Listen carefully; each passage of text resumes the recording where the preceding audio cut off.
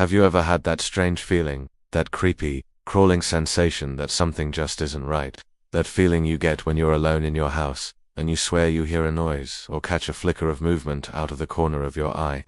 You tell yourself it's just your imagination, the house settling, the wind. But what if it isn't? What if it's something else? Something wrong? Today we're diving into a story that starts just like that. It's a normal day in a quiet little house in Washington state. The sun is shining, birds are chirping, everything is exactly as it should be. Our story is about a woman named Clara. She's just moved into this beautiful modern home, surrounded by tall pine trees and that fresh, crisp Pacific Northwest air. It was her dream house, a peaceful escape. But that peace was about to be shattered in the most terrifying way imaginable.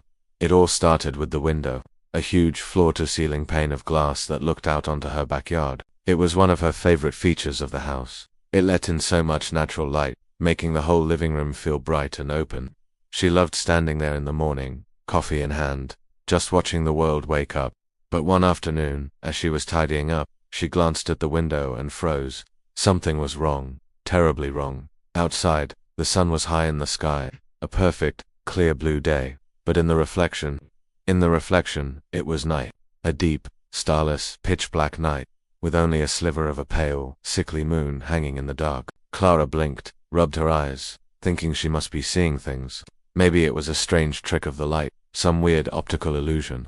She stepped closer, her heart starting to beat a little faster. She looked out at the bright sunny day, then back at the reflection. It was still night. A cold dread started to seep into her bones. She could see her own reflection in the glass, standing there in her sunlit living room. She raised her hand, tentatively, to wave at her own image. Outside, the real world was perfectly normal, but in the reflection, her other self, the one living in that dark, mirrored world, that other Clara raised her hand to, but it was slower, delayed. The movement was stiff, unnatural, like a puppet on strings. And then she saw its face, her face. But it wasn't her face. The eyes were just a little too wide. The smile was just a little too broad, stretched in a way that wasn't humanly possible. It was a grotesque parody of her own expression.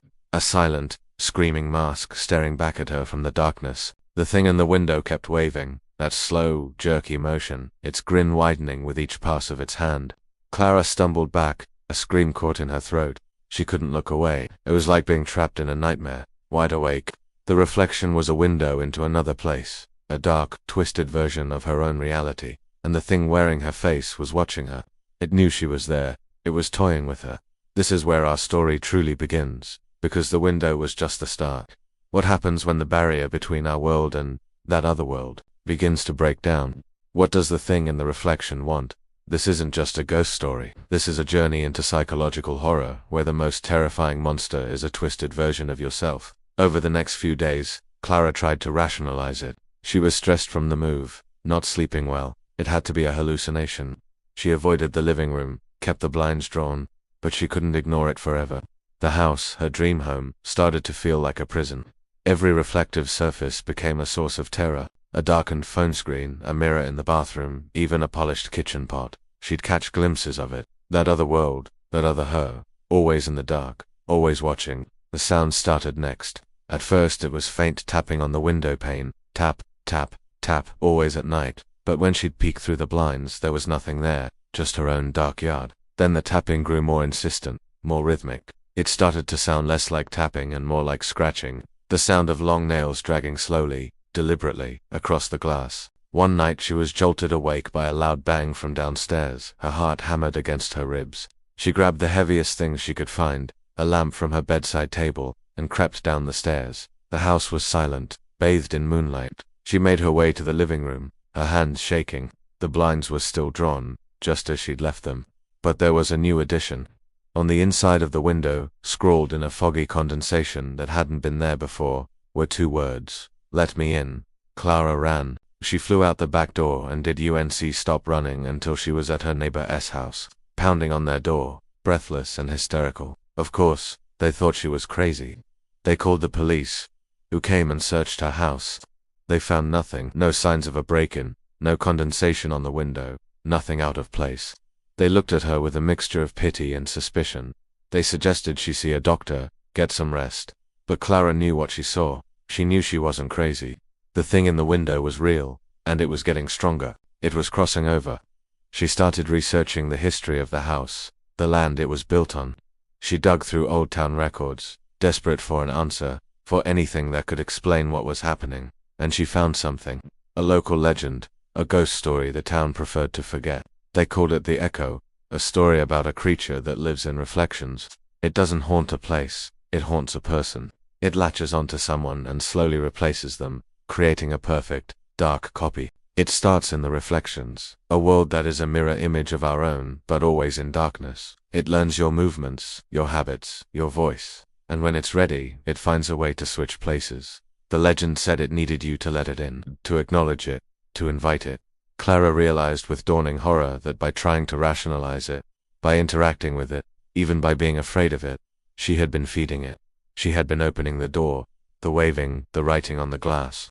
It was all a test, a game. She had to fight it. She couldn't run. This thing was attached to her, not the house. So she went back armed with this new, terrifying knowledge. She decided she wouldn't give it any more power. She would ignore it. She would pretend it didn't exist. She covered every mirror, every reflective surface in the house. She lived in a world without reflections. For a while, it seemed to work. The scratching stopped.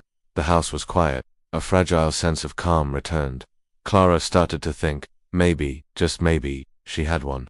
Maybe she had starved the Echo of the attention it craved. 1 week went by, then 2. She was starting to feel like herself again. One evening, feeling a surge of confidence, she decided to make dinner. She was in the kitchen, chopping vegetables. The sun was setting, casting long shadows across the room. She reached for a spice jar on the counter, and her hand brushed against the polished stainless steel of the toaster. For a split second, just a heartbeat, she saw it. It wasn't night in the reflection this time. It was her kitchen, her sunlit kitchen, and standing there was the reflection of a woman, a terrified woman with wide, panicked eyes. It was her, the real her. And outside the toaster's reflection, standing where she was standing, was the other one, the Echo. It was wearing her clothes, it had her face, and it was holding the kitchen knife. It turned its head slowly, that same unnatural, jerky movement, and gave her a wide, triumphant, predatory smile. It was out, it had switched. The reflection in the toaster, the real Clara screamed, but no sound came out. She banged her fists against the invisible wall of her new prison. But the thing in her kitchen, the thing wearing her life, just watched her with cold, empty eyes. It then turned back to the chopping board and calmly continued making dinner, as if nothing had happened. The story doesn't end there. It ends with a question for all of you. What if you looked in the mirror tomorrow and the person looking back wasn't you? What if they waved just a little too slowly? What would you do? Because sometimes the most terrifying monsters are the ones that look just like us. Be careful what you see in the reflection. You might not like who's looking back. Thanks for watching. If this story gave you chills, make sure to hit that like button and subscribe for more deep dives into the unknown. And let me know in the comments, have you ever seen something you couldn't explain in a reflection? Stay safe out there, and maybe, avoid looking in windows after dark.